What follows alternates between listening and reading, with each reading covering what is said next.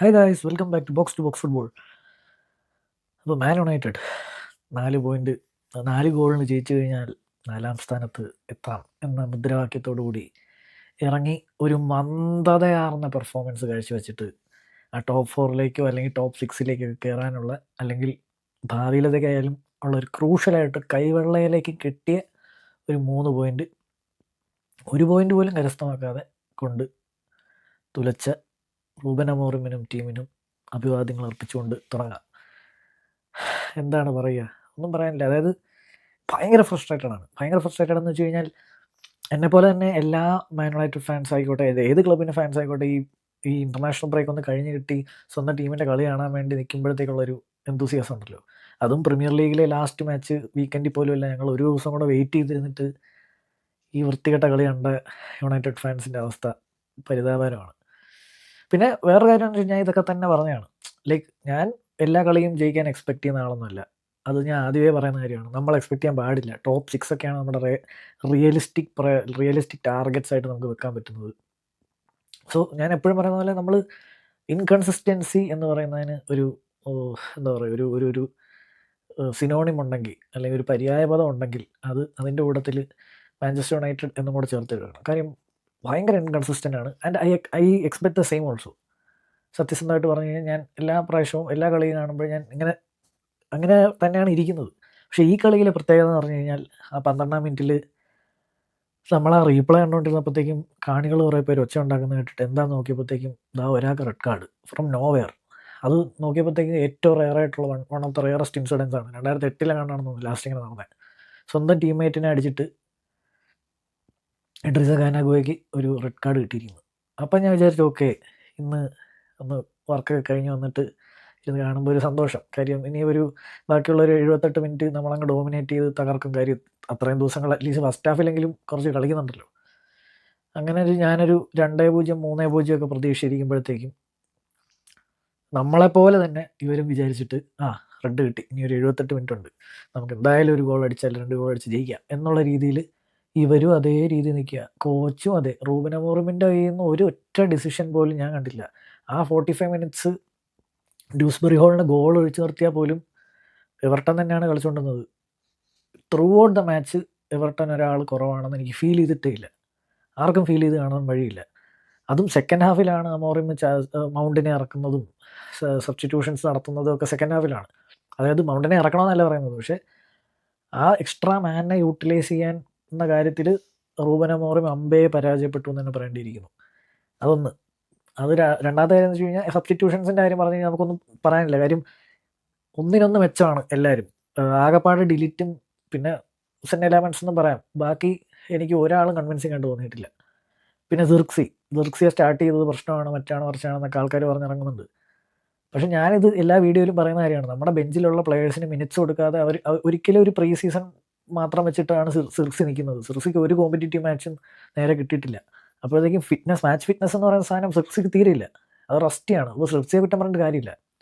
രണ്ടാമത്തെ കാര്യം ഞാൻ ആലോചിക്കുന്നത്, ബെഞ്ചമിൻ ഷെഷ്കോ ആണ് ഞാനെങ്കിലേ ആ വീട്ടിൽ ഇരുന്നിട്ട് കളി കാണുമ്പോഴത്തേക്കേ കള്ളത്തെണ്ടികളെ, ഞാൻ അവിടെ ഇത്രയും പൊക്കം വെച്ചിരിക്കുമ്പോൾ ഇത്രയും ക്രോസ് എനിക്ക് ഇട്ട് തന്നിട്ടില്ലല്ലോ എന്നാണ് വിചാരിച്ചത്. കാര്യം എന്ന് വെച്ചാൽ ഇന്ന് എന്തുമാത്രം ഏരിയൽ ബോൾസാണ് സിർക്സിക്ക് ഇട്ട് കൊടുക്കുന്നതും ബോക്സിലോട്ട് ഇട്ട് കൊടുക്കുന്നതും. ആളുണ്ടോ ഇല്ല എന്നൊന്നുമില്ല. അതും അകത്ത് ആൾ വന്ന് നിൽക്കുന്നതെന്ന് പറഞ്ഞു കഴിഞ്ഞാൽ ഓക്കെ, ഞങ്ങൾ പൊസിഷൻ ഞങ്ങൾ ചെയ്തു വെച്ചിട്ടുണ്ട്, ഇനി ആരും ഞങ്ങൾ കൃത്യം പൊസിഷനിൽ വന്നില്ലല്ലോ എന്ന് പറയില്ലല്ലോ എന്നുള്ള രീതിയിലാണ് നിൽക്കുന്നത്. ആരുടെ വക അറ്റംപ്റ്റ് ഓഫ് ഹെഡർ ഒന്നുമില്ല. ഇപ്പം എത്ര ക്രോസസാണ് വെറുതെ പോയത്, ആരും ചാടുന്ന പോലും ഇല്ല നേരെ.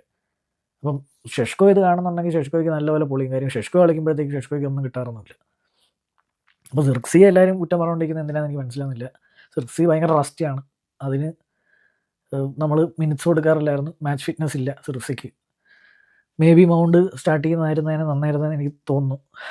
പക്ഷേ കളി ഉടനീളം എടുത്തു നോക്കിക്കഴിഞ്ഞാലും വെറുതെ ബോക്സിൻ്റെ പുറത്തുനിന്ന് ഷൂട്ട് ചെയ്യുക. അമാദ് ആയിക്കോട്ടെ, ബ്രൂണോ ആയിക്കോട്ടെ, വെറുതെ ബോക്സിൻ്റെ പുറത്തുനിന്ന് ഷൂട്ട് ചെയ്യുക. ഇനി ബ്രൂണോയുടെയും കസമീറോയുടെയും മിഡിൻ്റെ കാര്യം പറഞ്ഞു കഴിഞ്ഞാൽ ആ ഗാനാഗോയെ പോയതിനു ശേഷം ഡ്യൂസ്ബറി ഹോളൊന്ന് ബാക്കിലോട്ട് ഇറങ്ങി ജെയിംസ് കാർണറും ഡ്യൂസ്ബറി ഹോളും കൂടെ തീർത്ത് വിട്ടു. ഒന്നും നോക്കാനില്ല. പിന്നെ അവരെല്ലാവരും ചത്ത് കിടന്ന് കളിച്ചു. അവർ ഡിസേർവിങ് ആണ് ശരിക്കും പറഞ്ഞാൽ. ചത്ത് കിടന്ന് എല്ലാവരും കളിച്ചു. ജാക്ക് ഗ്രീലിഷ് ആയിക്കോട്ടെ, നമ്മുടെ മാത്യു തോമസ് ആയിട്ടുള്ള എലിമാൻ ഇന്ത്യയെ, വാട്ട് എ പ്ലെയർ. ഇലിമാൻ ഇന്ത്യയെ എന്ന് പറയുന്ന പ്ലെയർ എന്തായാലും next big African big player ആവാൻ എല്ലാ സാധ്യതയും ഗുണങ്ങളുള്ള ഒരു പ്ലെയറാണ്. അപ്പോൾ ഇവരെല്ലാം നല്ല രീതിക്ക് ടാറക്കോസ്കി ആയിക്കോട്ടെ എല്ലാവരും നല്ല. പിന്നെ എടുത്തു പറയേണ്ടത് ദ ലെജൻഡ് ഗോട്ട് പിക്ഫോർഡിൻ്റെ ദിവസത്തിലാണെങ്കിൽ ഇതെല്ലാം സേവ് ചെയ്യും. എന്നാൽ എന്തുമാത്രം അടിപൊളി സ്ട്രെച്ച് ചെയ്ത് സേവ് ചെയ്യാനുള്ള സേവ്സ് ഒക്കെ ചെയ്തത്. ഓൾമോസ്റ്റ് ഇന്നെന്നൊക്കെ വിചാരിച്ച് ഹെഡേഴ്സും ഷോട്ട്സും ഒക്കെ സേവ് ചെയ്ത് actually player of the match should go to Pickford കൃത്യമായിട്ട് തന്നെ നമ്മളെ ഫ്രസ്ട്രേറ്റ് ചെയ്യിച്ചു. അതുപോലെ തന്നെ എല്ലാവരും മിക്കലങ്ക ആയിക്കോട്ടെ, കീൻ ആയിക്കോട്ടെ, എല്ലാവരും നന്നായിട്ട് അവർക്ക് വേണ്ടി കളിച്ചു. അപ്പം so they deserve the win. പക്ഷെ നമുക്ക് ഒരുപാട് ചോദ്യങ്ങൾ ബാക്കി വെച്ചിട്ടുള്ളതാണ്. എസ്പെഷ്യലി ആഫ്കോണിൽ എംബൂമയും അമോദും കൂടെ പോകുമ്പോഴത്തേക്കും നിങ്ങൾക്ക് ഊഹിക്കാം എത്രമാത്രം ടീം സ്ട്രഗിൾ ചെയ്യും. സോ ജനുവരിയിൽ റിക്രൂട്ട്മെൻറ്റ്സ് എന്തായാലും വേണ്ടി വരും. പിന്നെ എനിക്ക് പറയാനുള്ളതെന്ന് വെച്ച് കഴിഞ്ഞാൽ ഈ ആദ്യമേ ഇപ്പം ഈ ഒരു 5 കളി അൺബീറ്റണായി വന്നിട്ട് ഒരു കളി തോറ്റപ്പോഴത്തേക്കും ഓഫ് കോഴ്സ് ഈ തോറ്റ കളി എന്ന് പറഞ്ഞു കഴിഞ്ഞാൽ ഭയങ്കര ഫ്രസ്ട്രേറ്റിംഗ് ആയിട്ടുള്ള 10 മാനുമായിട്ട് 80 മിനിറ്റോളം കളിച്ചിട്ട് നമുക്ക് ഗോൾ സ്കോർ ചെയ്യാൻ പോലും പറ്റിയില്ല ഓൾഡ് ട്രാഫോർഡിൽ എന്ന് പറയുന്നത് പരിതാപകരമാണ്. പരിതാപകരം എന്ന് വെച്ച് കഴിഞ്ഞാൽ എന്താ പറയുക, ഒരു പ്രോപ്പറായിട്ട് പാസസ് പോലും സ്ട്രിങ് ചെയ്യുന്നില്ല ഏത് പ്ലെയർ ആയിക്കോട്ടെ. ആകെ ഡിലിറ്റ്, ഞാൻ പറഞ്ഞ പോലെ ഡിലിറ്റ് ഒഴിച്ച് നിർത്തി കഴിഞ്ഞാൽ ഒരു പ്ലെയറും നേരെ പാസസ് പോലും കൃത്യമായിട്ട് സ്ട്രിങ് ചെയ്യാതെ എന്താ പറയുക, ഇൻ്റർനാഷണൽ ബ്രേക്ക് കഴിഞ്ഞ് വരുമ്പോഴത്തേക്ക് നമ്മളിപ്പോൾ സാധാരണ ഈ വീക്കെൻഡൊക്കെ കഴിഞ്ഞിട്ട് പണിക്ക് കയറാനൊക്കെ കുറച്ച് പതുക്കെ മടിയൊക്കെ കാണിച്ചൊക്കെ ഇല്ലേ, അതുപോലെ ഒരു മൊത്തത്തിൽ മന്ദത. ആർക്കും വയ്യ, ഓടാനും വയ്യ, ടാക്കിൾ ഇടാനും വയ്യ, പ്രസ് ചെയ്യാനും വയ്യ, ഒന്നിനും വയ്യ. ആ വയ്യായിക മുതലാക്കിയിട്ട് എവർട്ടൺ 3 പോയിന്റ് അടിച്ചുകൊണ്ട് പോയി, അത്രേ ഉള്ളൂ. അതിൽ റെഡ് കാർഡ് കിട്ടിയത് തന്നെ മറന്നുപോയി സത്യം പറഞ്ഞാൽ.